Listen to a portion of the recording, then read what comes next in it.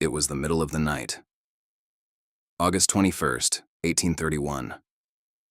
The air in Southampton County, Virginia was quiet. Too quiet.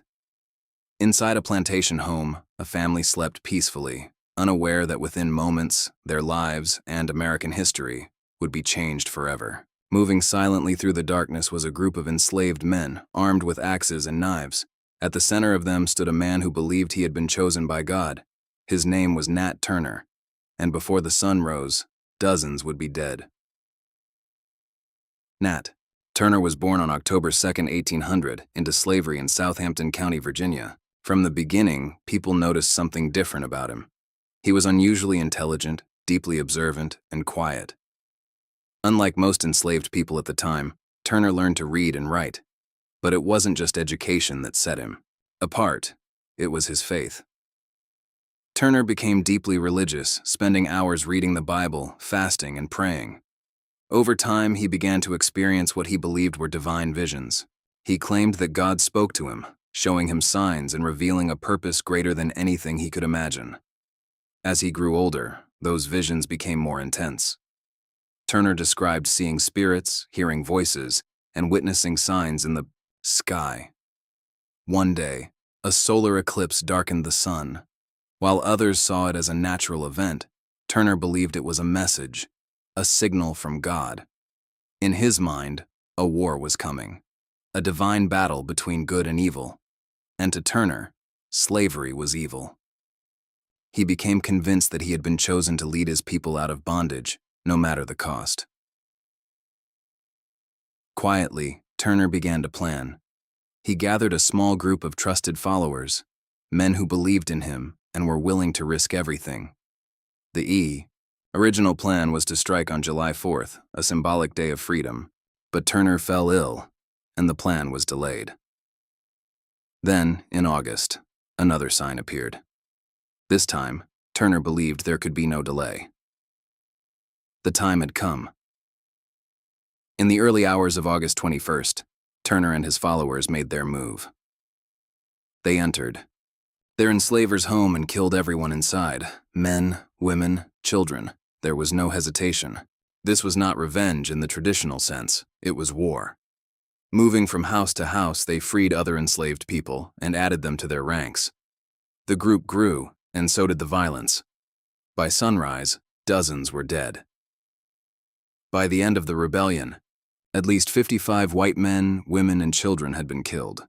It would become the deadliest slave revolt in American history. But the rebellion didn't unfold the way Turner had hoped.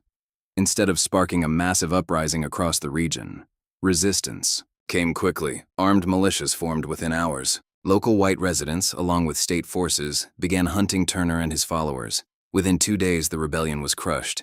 Many of the rebels were killed on the spot. Others were captured and later executed.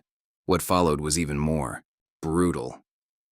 Fear spread rapidly among white communities and violent retaliation began.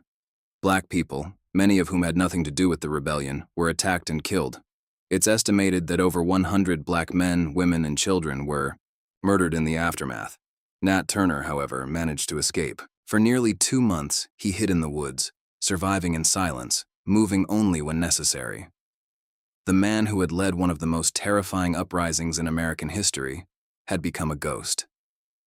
But on October 30th, 1831, he was discovered, captured, and brought back in chains. While awaiting trial, Turner confessed his actions to a lawyer. He spoke calmly, explaining that everything he had done was guided by his faith and his belief that he was carrying out God's will. He showed no fear, no regret, only conviction. On November 11th, 1831, Nat Turner was executed by hanging. He was just 31 years old. After his death, his body was reportedly mutilated, a final act meant to send a message. But Turner's rebellion didn't end with his death. It changed the entire South. Laws became stricter. Enslaved people were forbidden, from learning to read, gathering in groups, or moving freely. White communities became more fearful, more paranoid, and more violent in their efforts to maintain control. At the same time, something else began to grow. Resistance. Turner had proven that enslaved people were not passive, that they were willing to fight back. His rebellion sent shockwaves across the nation and intensified the already growing divide over slavery. So who was Nat Turner? A hero? A villain? A prophet? Or a man pushed to the edge by a system built on cruelty? The answer depends on who you ask, but one thing is undeniable. On that night in 1831, Nat Turner didn't just start a rebellion. He lit a fire that would continue to burn, leading the country closer and closer to the Civil War, and eventually to the end of slavery. And the truth is, some stories aren't meant to be comfortable. They're meant to be remembered.